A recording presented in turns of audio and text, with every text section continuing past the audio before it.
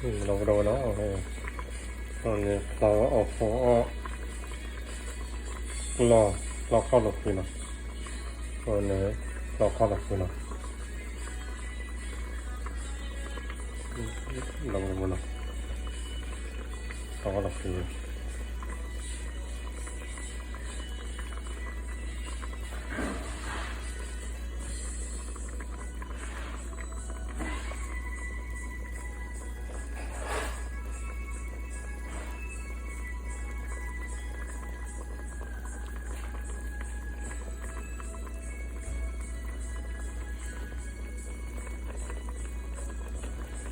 เราเข้าหลบอยู่นะ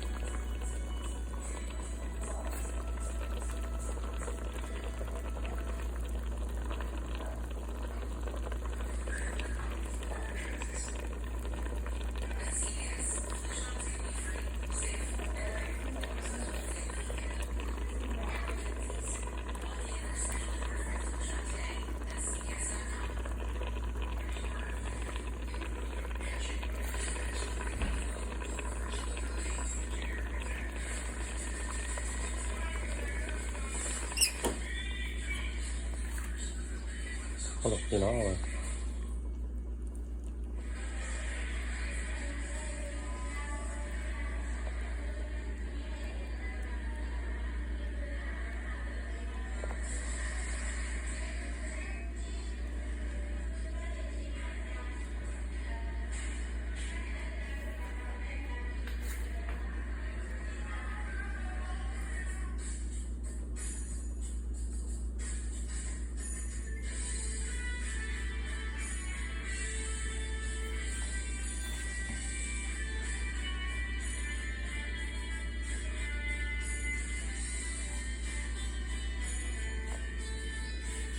เราเข้าหลบอยู่นะพอหัว